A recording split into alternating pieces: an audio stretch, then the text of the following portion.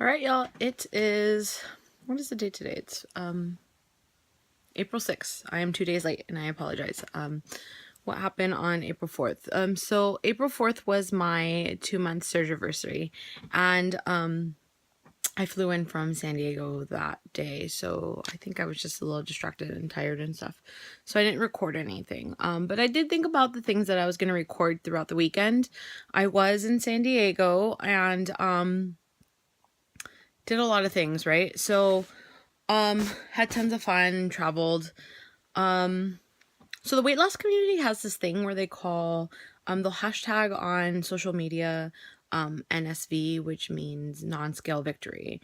And I think those have gathered more and more for myself, where I've realized my NSVs, hashtag NSV, my little small victories as the time passes. So like one of them, the biggest one that I realized like this past weekend, I got on a plane and I was never big enough to actually need like an extension for a seatbelt, which was really good. But I definitely was very close to it. And when I got on the plane this past weekend, I had to tighten it and I had so much room, which it's the little things like that you start realizing, wow, like my body is really changing. You know, I've noticed, I kind of curl into a smaller ball, or, in general, like the general NSVs would be when you're losing weight is that your clothes don't fit. That's like the biggest one, or the first one that you really start to notice. So of course that immediately started, but like another NSV for me would be, or non-scale victory for me would be, like, I hate the stair machine at the gym. And as a bigger person, I could probably do like 5 minutes before I was like, fuck this, I'm getting off, right? So I got on it recently, and I lasted about 20 minutes before I got bored of it, and then just kind of got on my spin bike. So it's little things like that where, oh my God, like I made it 20 minutes. That's pretty exciting for me. None of my clothes fit. My energy is back, which is really good. I'm not as sleepy when I hit the gym, or in general, I'm not as sleepy. So that's really nice. It makes a huge difference when, just functioning wise, when you have energy. Let's see. So I'm back to eating solids, and I've already announced that, right? But I'm super thirsty all the time, so I am constantly trying new sugar-free drinks. I realized before the surgery, I was like this huge coffee drinker. Huge coffee drinker. Like probably 4 or 5 cups a day for me was normal. And the doctor did say, you have to cut down on your caffeine, mainly because, caffeine causes ulcers, and you or basically you don't have a stomach. It's just so tiny that you don't want to take any caffeine or take anything that could really damage what you have left. So maintaining that is super important to me. So I have cut out my caffeine, which is super surprising. I used to drink a cup of coffee before I would go to bed so that I don't get headaches. And at this point, like, I barely drink a cup a week. It's pretty amazing that my body has completely just known to shut it off, and I didn't really suffer through any headaches or anything like that. So I thank this body for that. I thank this brain for not giving me those massive headaches by cutting it off. So I look a little naked, but I swear I'm wearing a shirt. So let's see. Food wise, I've realized that there are some things that I can't eat anymore, or I just really don't even have interest to eat anymore. Like I used to love Quest protein bars, and those have completely left my diet. They're sugar free, but for some odd reason they're massively sweet, and I just can't take it anymore. So I instantly get sick from having it, and I guess that's what they call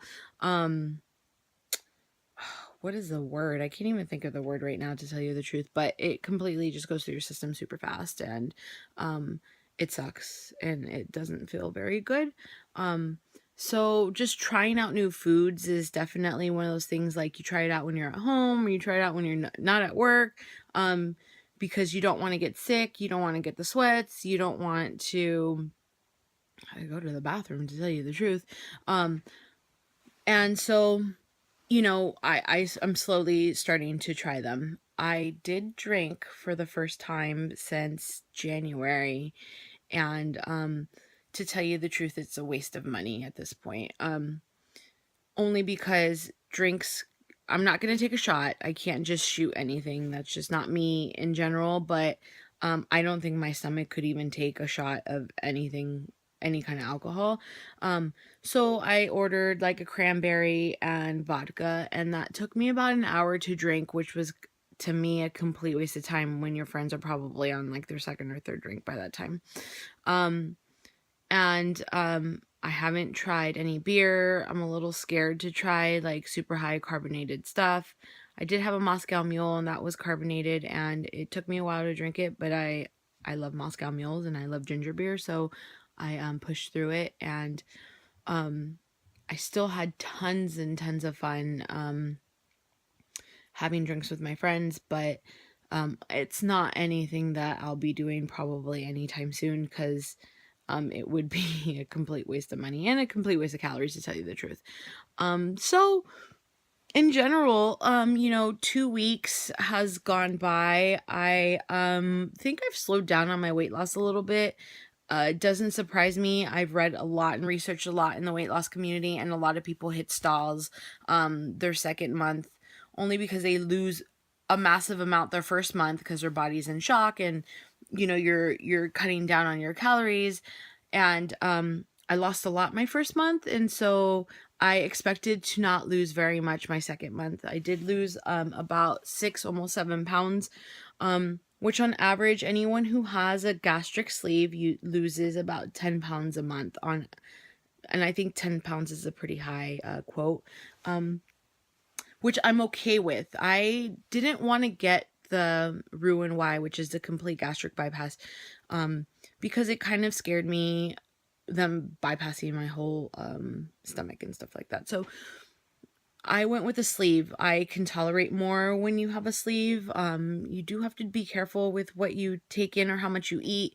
So I bought like small plates from Target, so I don't have to eat off of big plates, and I don't have to overeat, of course, because anyone naturally does that.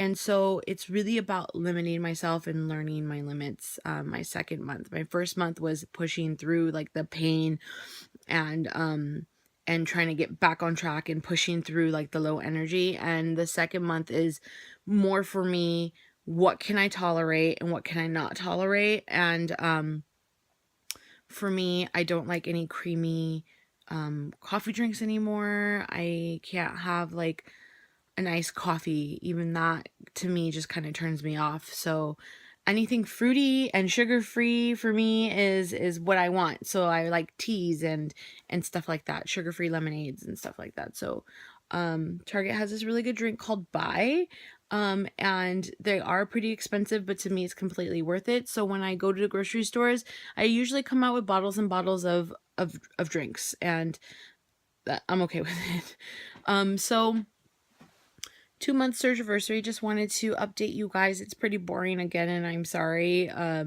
Nothing super exciting, except one thing I did want to touch upon is like a lot of people have been noticing a difference physically about me. And I had a friend who said something super sweet to me today, and for me, I have lost a lot of weight. It is at this point over 63 pounds. I think I'm like really like at 65 pounds lost since I started this whole journey.